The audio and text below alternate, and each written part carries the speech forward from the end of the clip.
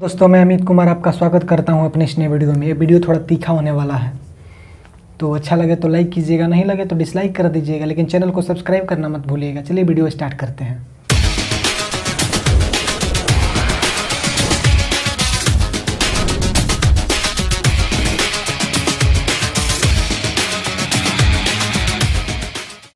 देखिए, बॉलीवुड का बात अभी चल रहा है। बॉलीवुड का कनेक्शन अभी तक संसद में भी आ चुका है। संसद का सत्र शुरू हो चुका है और संसद में भी बॉलीवुड की बात हो रही है।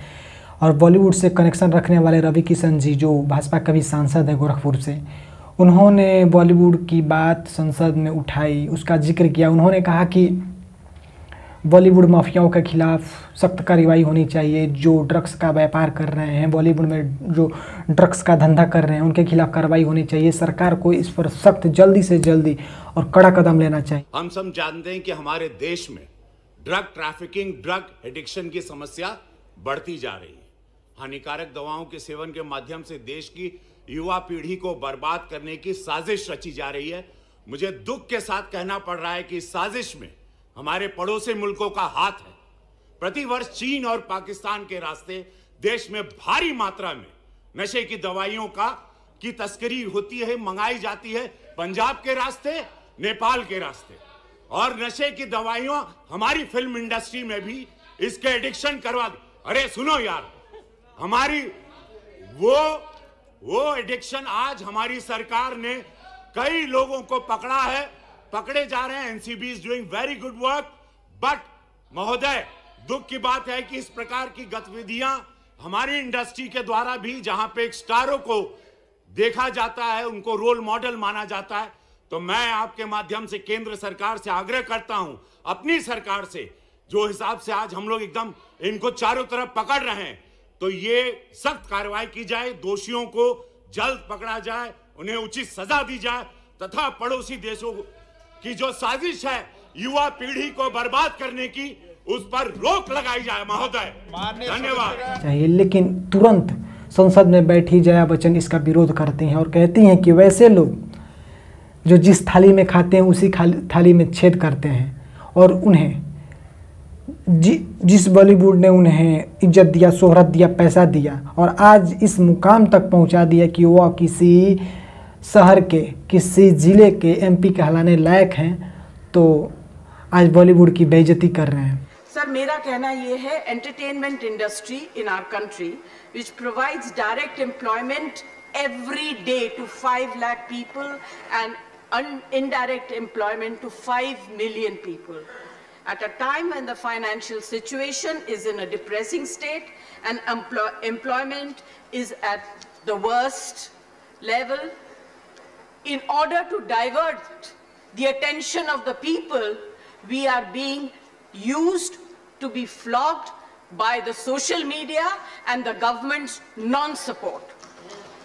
Sir, people who have made their name in this film industry have called it a gutter. I completely disagree and I really disassociate, and I hope the government tells these people who have made their earning, name and fame in this industry to stop using such language. There are people in the entertainment industry who are some of the highest taxpayers. They are still being harassed. All kinds of promises are being made to entertainment industry but never ever kept. Sir, I get very worked up and very emotional. I have too many things to say, but you're not giving me enough time and opportunity to speak. Sir, I think the government must stand by the entertainment industry, because the entertainment industry always comes forward to help the government in whatever good work that the government takes up. They come and speak for them, they support them. If there is a national calamity, they come forward, they give money, they give their services.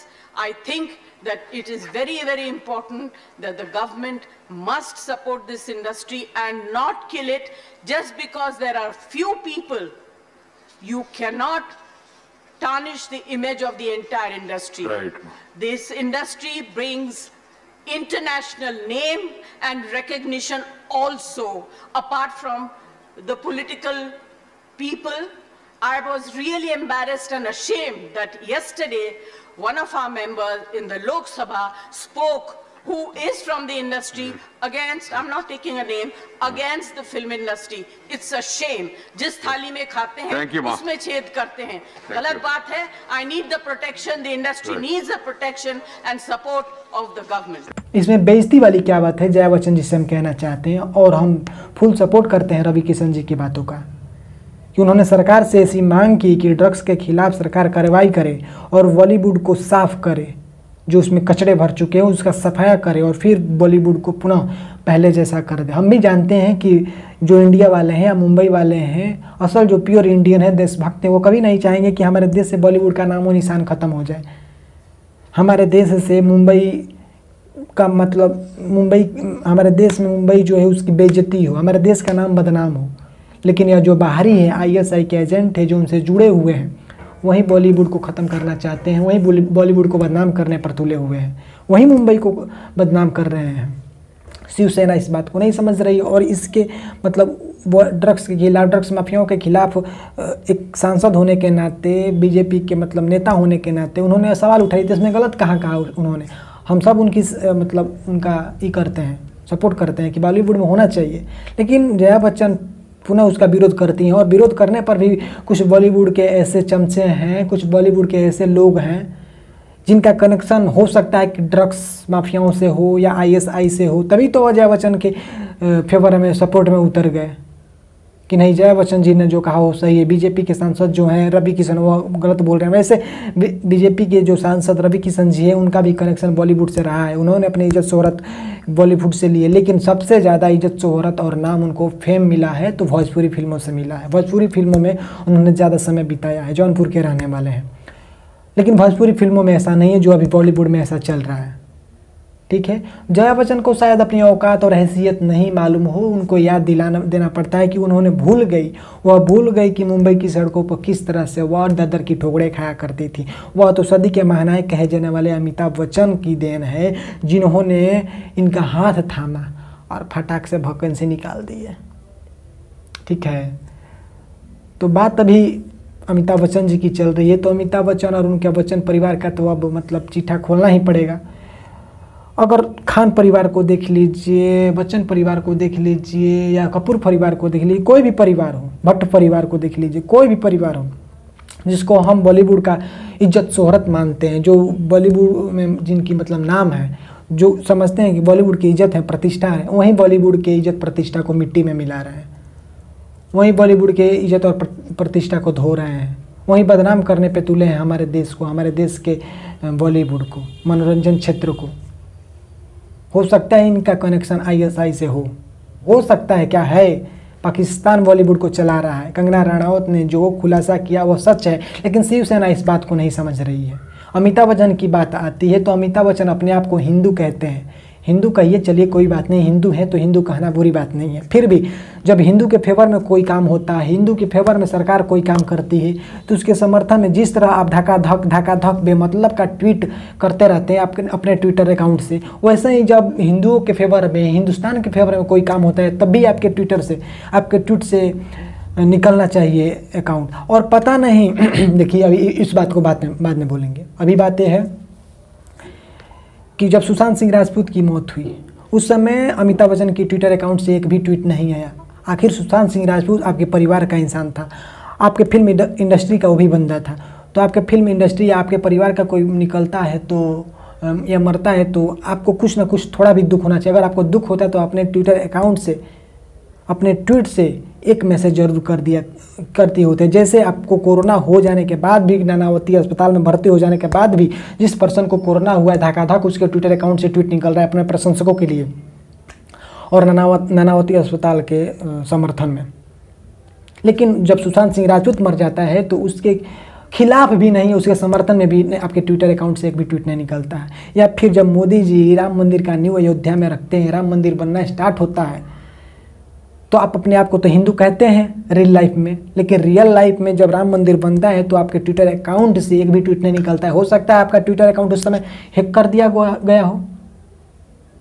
आप real life में औरतों के protection की बात करते हैं, औरतों को ऐसे सेफ रखा जाए, सरकार को क्या कदम उठानी चाहिए, सभी बात करते हैं, लेकिन जब रियल लाइफ की बात आती है तो औरतों, आखिर रिया चक्रवर्ती आपके परिवार की, आपके फिल्म इंडस्ट्री की थी, तो आपके नहीं कुछ तो आपको उसके समर्थन में भी कोई ट्वीट कर दिए होते, नहीं उस तो उसके विरोध में भी कोई ट्वीट किया कर दिए होते। ये भी आपने अभी तक नहीं किया। बेमतलब का बकचोदी, एक संस्कृत मतलब ट्वीट करते हैं कि लोग समझेंगे कि आप बड़े विद्वान और बड़े महान हिंदू हैं, घंटा हिंदू हैं, घंटा। रिया चक्रवर्ती के समर्थन में भी नहीं तो विरोध में भी नहीं किए। कंगना रणावत आपके मतलब फिल्म इंडस्ट्री की है, वो भी आपके परिवार की है, तो आप भी उसके समर्थन में नहीं उतरे या उसके विरोध में भी नहीं उतरे, कुछ भी नहीं किए, तो आपको क्या फ़ायदा हुआ? मतलब हम समझते थे कि आप सदी के महानायक हैं। महानायक तो आप कहलाने लायक नहीं है, या देखते भी नहीं है रियल लाइफ में कि आप महानायक कहलाएंगे। अभी इस समय बहुत सारे ऐसे लोग हैं जो फिल्मों के लिए दर दर की ठोकरें खा रहे हैं। उनकी बॉडी ठीक है, उनकी पर्सनालिटी ठीक है, लेकिन आप इतने बूढ़े हो गए, 72+ हो गए, फिर भी आपको धकाधक फिल्में मिल रही। हो सकता है कि आप ISI के तलवे चाटते हो, उनकी गुलामी करते हो, तभी तो ISI आपको फिल्में लगातार देती हैं। और आप उसके डर से हो सकता है कि उन बातों पर, जैसे राम मंदिर बना, अगर राम मंदिर के फेवर में आप, राम मंदिर के सपोर्ट में अगर आप ट्वीट करते तो हो सकता है ISI से आपको धमकी मिलने लगती, या आपकी करियर, आप क्या खरी करियर तो फिर भी आपको नहीं। लेकिन हम सोचते हैं मोदी जी कैसे समझदार इंसान हैं, अगर पढ़ लिए लिख लिए होते, थोड़ा चाय नहीं बेचे होते मोदी जी, तो उनको दिमाग में ये बात आ जाती। एक समय था, पिछली बार राष्ट्रपति उम्मीदवार के लिए आपका नाम आया था, मोदी जी ने कहा कि अमिताभ बच्चन जी को राष्ट्रपति पद के लिए उठना चाहिए। हम कहना चाहते हैं कि आप देश को बेच रहे हैं मोदी जी, तो आप ही बेचिए ना, आप दूसरे को फिर क्यों सौंपना चाहते हैं देश? जो ISI से जुड़ा हुआ है उसके हाथों में देश क्यों सौंपना चाहते हैं? वो तो देश को खड़े बेच देगा। अब देश का रेल बेच रहे हैं, देश की सरकारी संपत्ति बेच रहे हैं, वो पूरा देश ही सौंप देगा, क्योंकि राष्ट्रपति देश का प्रथम नागरिक होता है। तो आप राष्ट्रपति पद के लिए अमिताभ बच्चन का नाम लेते हैं। आप देखिए, चेहरा देख रहे हैं, देखिए चेहरा का साथ साथ आप चरित्र भी पहचानिए कि कौन इंसान कैसा है।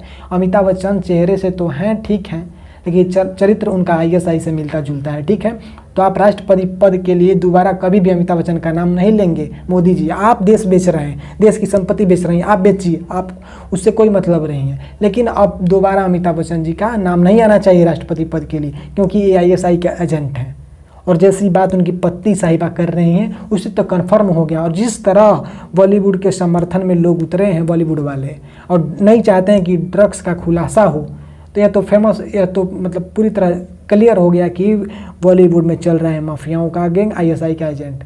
और ऐसा डराया धमकाया जा रहा है कि लोग, जो अभी आने वाली पीढ़ी है, छोटी पीढ़ी है, हम भी बॉलीवुड में जाना चाहते हैं, लेकिन ऐसा मतलब माहौल बनाया जा रहा है, डर बनाया जा रहा है कि लोग बॉलीवुड में आए ना। लेकिन कौन रोक सकता है? किसी के बाप का है का बॉलीवुड, या किसी के बाप की मुंबई है, तो जाएंगे काहे नहीं। यही बात था। अगर वीडियो अच्छा लगा हो तो लाइक कीजिएगा, चैनल को सब्सक्राइब कीजिएगा। फिर मिलते हैं आगे हम किसी नए वीडियो में बिहार चुनाव को लेकर के।